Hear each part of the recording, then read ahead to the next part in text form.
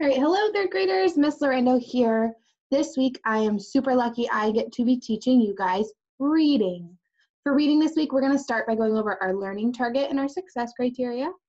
We're going to look at the tool or the graphic organizer I made that we'll use to record some thoughts while we're reading.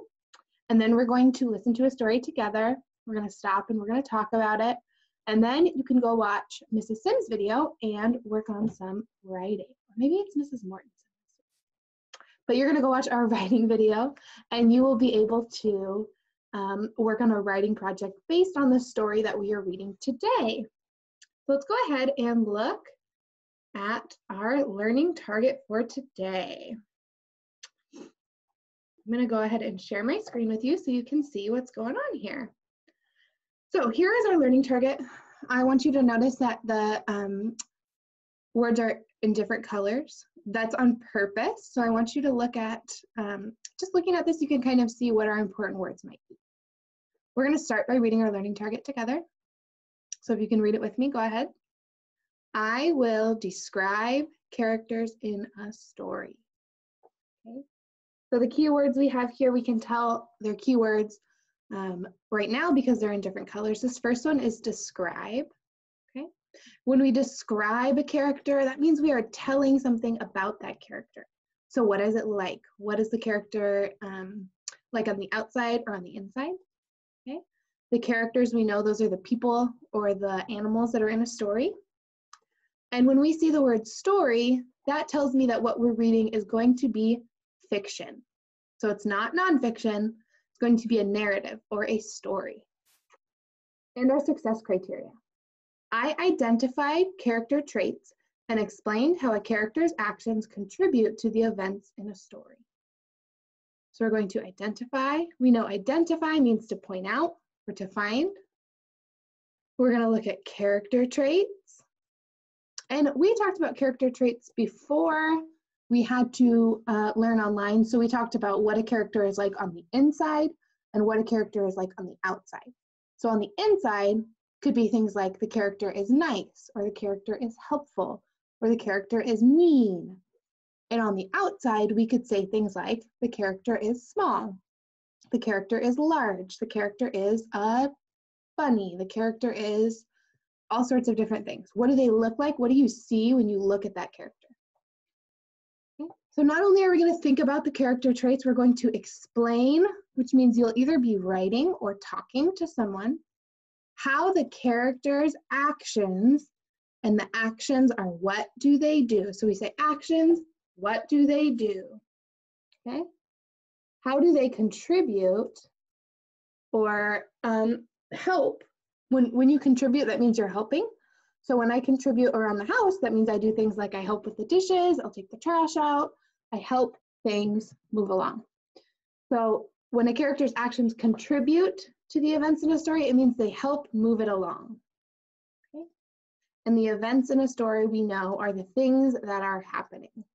So how did the character's actions, the things the character did, help move along the events in the story? So I'm going to keep track of this using a graphic organizer I made myself. If you'd like, you can get a piece of paper and you can write this down and you can make one of these on your own. So on one side, we're just going to list the characters. On the other side, we're going to list how their actions contribute to the events in the story. So what did they do and how did it help the story move along? So I'm going to stop and talk about it as we're reading. And at the end, I'll come back and I'll write down all of the things that I found while we were hearing the story. So if you want to take a minute to get a notebook out and write this down in your own notebook, you can go ahead and do that now. And I'm going to go ahead and get our video ready.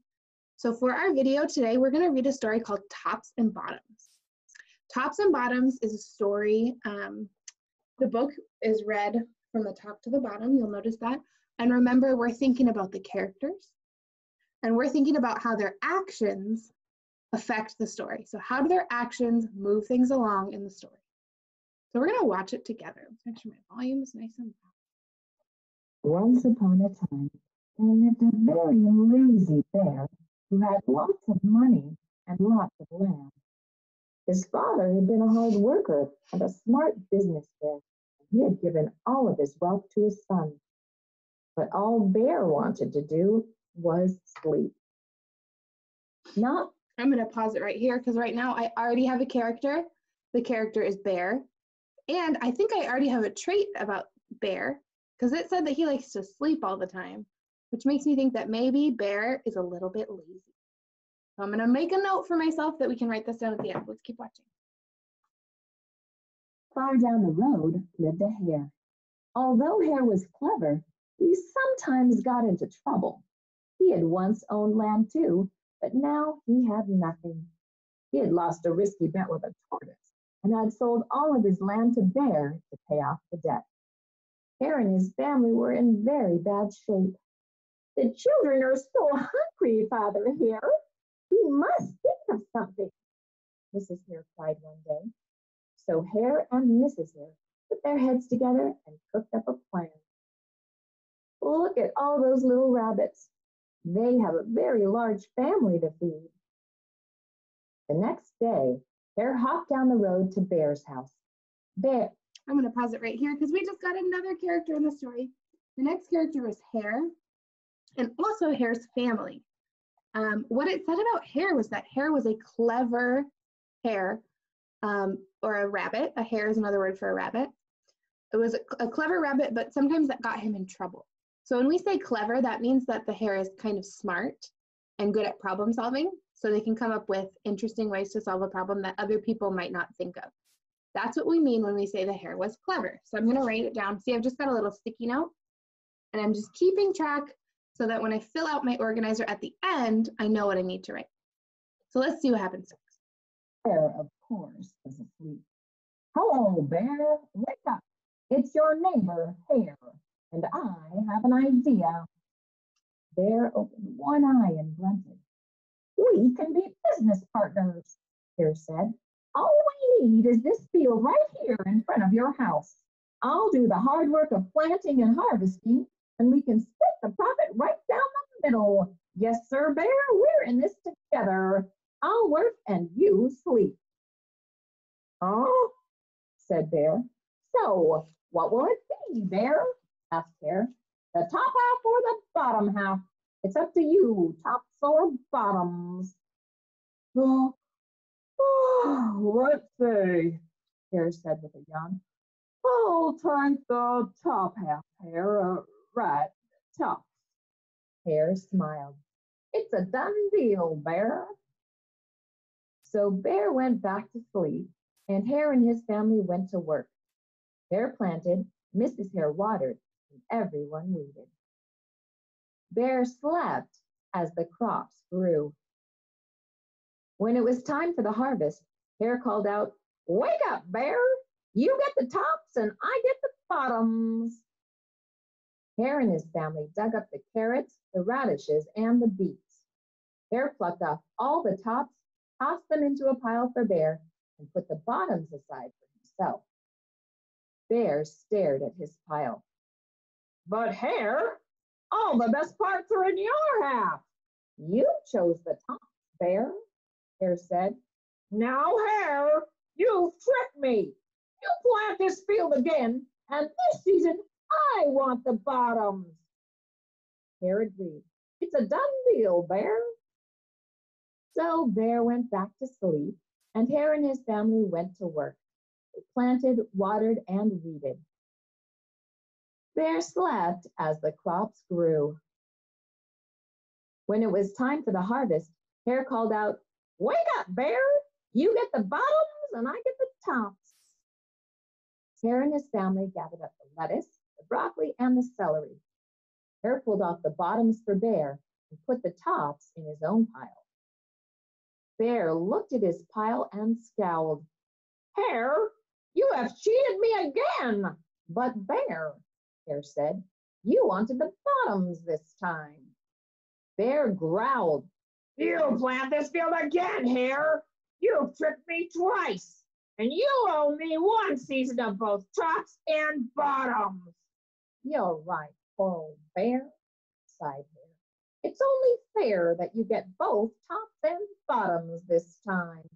It's a done deal, Bear. So I'm going to pause right here. We're going to think about the actions so far that have happened in the story.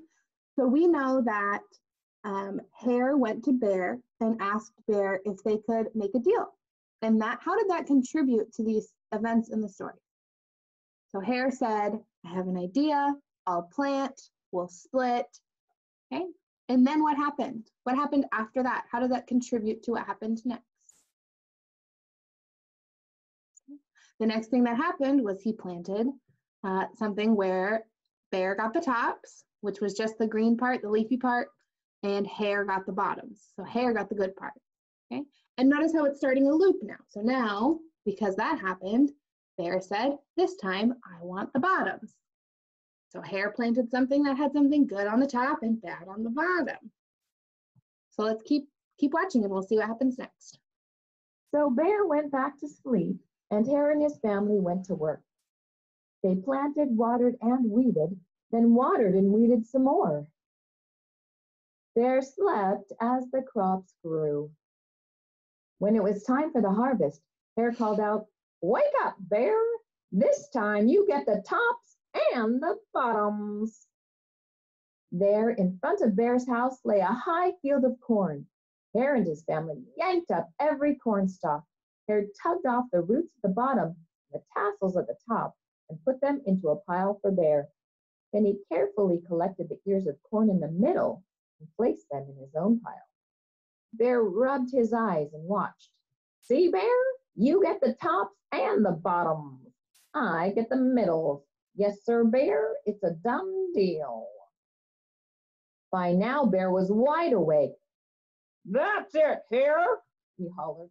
From now on, I'll plant my own crops and take the tops, bottoms, and middles. Hare and his family scooped up the corn and hopped down the road toward home. Bear never again slept through a season of planting and harvesting. Hare bought back his land with the profit from the crops, and he and Mrs. Hare opened a vegetable stand. And although Hare and Bear learned to live happily as neighbors, they never became business partners again. When have you? All right, so that is the end of that story. So we're gonna go back to our graphic organizer that we made, and I'm just gonna list the characters in the story. So we had the two main characters were Hare, and down here, I'm going to write Bear. And we thought about the character traits of each character. Hare was kind of clever. He would get into trouble, but he was smart. He was also smart and a problem solver. So you also want to think, was Hare being clever? Was he being fair and clever? Was he being smart and solving a problem? Or was he being sneaky? Which one do you think? Okay, so Hare was clever, he was smart and a problem solver. You might even say Hare was a little bit tricky. And then we have Bear. So Bear was lazy, and Bear also got a little bit grumpy, okay? So now we're gonna think about how their actions contribute to the story. So Hare's actions, Hare did things such as asking Bear to make a deal, and that led to picking tops and bottoms, which made Bear angry, okay? Because, and we're gonna add to that, make it a little more specific, okay? It made Bear angry because Hare got the good part and Bear got the bad part, okay? So then we're gonna think about Bear's actions. After that happened, Bear said, we're gonna switch. This time I'll get the bottoms and you'll get the tops. So Bear asking to switch sides, what did that lead to? That led to Hare picking a different vegetable. So this time he picked a vegetable that had the good part on the top and the bad part on the bottom. Vegetable. Oh, Miss Randall learned how to spell vegetable. Look at that. So as you can see, the actions characters take in a story really can lead to what happens next. And that's what we're thinking about here. Okay? So in our writing video this week, which is the one you should watch next, they're going to be talking about this story. So if you want to go back and listen to it one more time, you can go ahead and do that. And we're going to make some opinion writing. So you're going to think about, was Hare sneaky and tricky, or was Hare clever? So that's a little preview of your writing for this week. So thank you so much for coming with me and reading this story with me. It's such a good story. I love this one so much.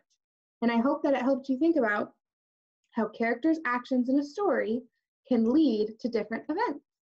So while you're reading this week, whether you're reading on Mayan, on Arc Bookshelf, whether you're reading books at home, I want you to think, who are the characters in this story and what are they like? And how are they contributing to the events in the story? How are they making the story better or worse? How are they making it more interesting? How are they making things happen in the story? Okay, so that's all for reading this week, guys. Thank you so much for coming and showing up for your learning again. We have just a few weeks left to keep learning, and I hope to see you around. Thank you guys so much.